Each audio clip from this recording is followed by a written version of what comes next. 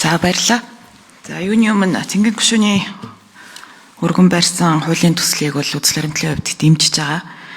Ер нь сүүлийн 10 жилд манай эдийн засаг дахь төрийн оролцоо хэд хавтгаарсан, алдаа завхрал гарсан гэж бидний яриад байгаа зүйлийн бас нэг айгуу тод илрэл бол энэ бэт томилж исэн явдлууд.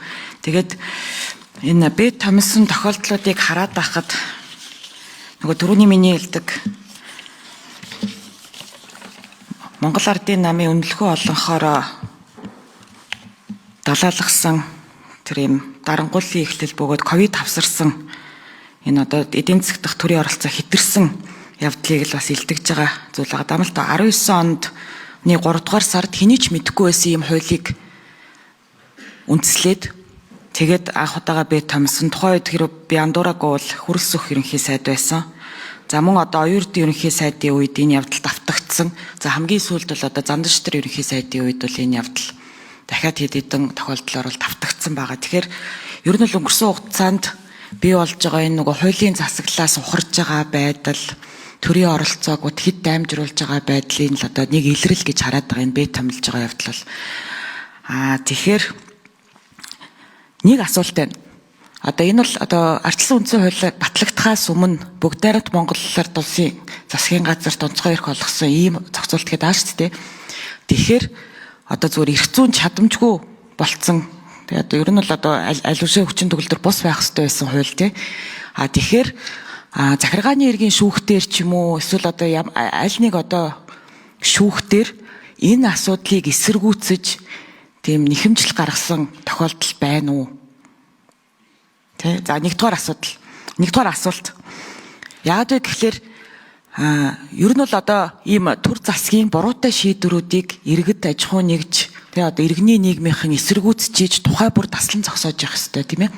Тэгэхээр тийм шүүхийн кейс бол бас маш чухал байдаг. Ер нь цаашид бид нар бас альва одоо энэ нөгөө юм төрийн эрх мэдлийг хэтрүүлж байгаа явдал дээр нийт одоо иргэд маань иргэний нийгэм маань эсэргүүцэх хэрэгтэй. Тэгээ тэр бол одоо нөгөө шүүхээр явах нь бол бас нэг арга хэлбэр шүү дээ. Энэ их хурал дээр одоо ингээд цуцлах санаачлага оруулж байгаа нь бол одоо бас дахиад нэг арга хэлбэр тийм ээ. Тэгэхээр энэ дээр нэг хариулт өгөөч гэж хүсэж байна. За хоёрдугаар асуулт нь болохоор онц байдлын тухай хуульд бол өөрчлөлт оруулж байна тийм ээ. Тэгэхээр онц байдлын тухай хуульд энэ оруулж байгаа зохицуултууд бол зөвхөн онц байдал зарласан тохиолдолд үйлчлэнэ гэж ойлгож байгаа шүү дээ тийм биз дээ. Одоо нэг онц байдлынхаа тухай хуулиар яг одоо нэг онц байдал тогтоосон тохиолдолд энэ одоо саяны төр орлон гүйцэтгэгч одоо тэр албан тушаалтнуудыг солих боломж нэгдэнэ гэж ойлгож байгаа зүг биз дээ тий. Ажлын 3 номерын микрофоныг нээ.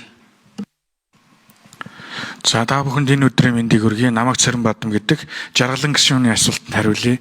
Би 2019 оноос хойш Монгол Улсын үндсэн хуулийн цэцэд энэхүү засгийн газарт ирэх болох тухай хуулийн асуудлаар гомдол мэдүүлээд энэ асуудал нь өөрөө өнөөдрийг хүртэл яагаад шийдэгдээгүй гэхээр Монгол Улсын цэцгийн тухай хуульд 1992 оны үндсэн хууль батлагдахаас өмнөх хугацааны бүх хуулиудыг авч хилцэх эрх зүйн үндслэл байхгүйсэн.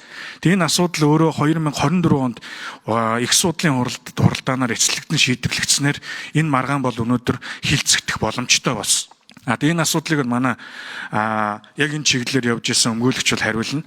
Гол 3 асуудал байгаа. Нэгдүгээрт нь юу гэхээр 1966 онд Монгол улс улс төрийн бол иргэний эрхийн фактад батлагдсан фактд бол нэгдэж орсон байгаа. Энэхүү фактын зүйл залтаар юу юм бэ гэхээр Монгол улс хүний эрхээс буцсан тохиолдолд энэ талаар Монгол улс нэгдсэн үндэсний байгууллагын ерөнхий нарийн бичгийн дараагад 3 хоногийн дотор мэдэгдэх ёстой. Өөрөөр хэлбэл онцгой нөхцөл байдал тогтоож байгаа тохиолдолд 3 хоногийн дотор гадаад харилцааны сайдаараа дамжуулаад мэдээлэл өгөх ёстой. Энэ зохицуулалт өөрөө энэ онц засгийн газарт ирэх болох тухай хууль дээр байхгүй байгаа. Тийм учраас Цэнгэн гишүүний санаачлсан ажлын хэсэг энэ хууль тогтоомжийг олон улсын факттай нийцүүлье гэж байгаа нэгдүгээрх нь. Хоёрдугаарт Монгол улсын үндсэн хуулийн 19-р зүйл дээр онцгой дэглэмийг тогтоож олон хуулиар болвол энийг хүний эрхийг хязгаарлана. 25-33 дугаар зүйл дээр улсын хурал тогтоохоор Монгол улсын ерөнхийлөгч тогтоохоор зааснаас биш засгийн газарт ирэх болох тухай зохицуулт байхгүй. Тийм учраас Монгол улсын үндсэн хууль дээр нийцүүлье гэдэг агуулга явж байгаа. Гурав дахь агуулга нь юу юм бэ гэхээр бүгд найрамд Монгол ард улсын тухай Энэ 91 оны хууль нь 92 онд үндсэн хууль батлагдсанаараа 1996 онд багтааж тэр хавсралт хуулийн дагуу хүчингү болгох ёстой.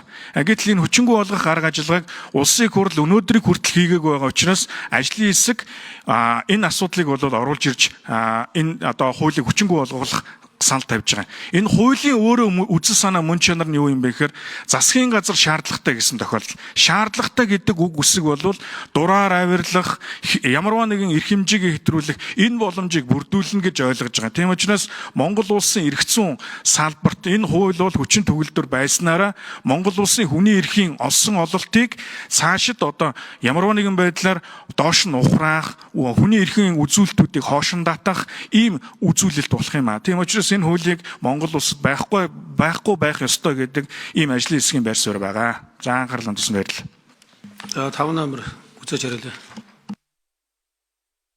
Ажлын хэсгийн гишүүн Мөнхбат яг одоо энэ Эрдэнэс 5 толгой болон бусад компани дээр одоо бэд томилсонтой холбоотой маргаанууд дээр бол би 20 орчим маргаан дээр явсан. За үндсэн хуулийн цэцэд бол яг энэ засгийн газарт эрх олох тухай хуулийг бол 2 удаа бол хандсан.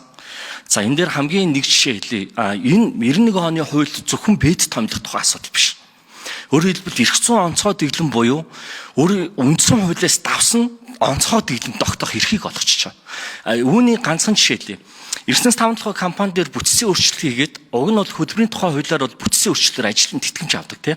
Ажилласан хугацааны тэтгэмжийг авдаг.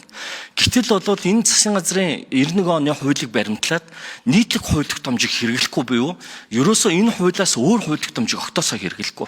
Ингээд шүүхэд нь хэмжил гаргаад бол шүүх 91 оны хуулийг баримтлаад тэдгээр хүмүүст бол ажилд эргүүлэн тогтоох гэдэг юм уу эсвэл бол ажил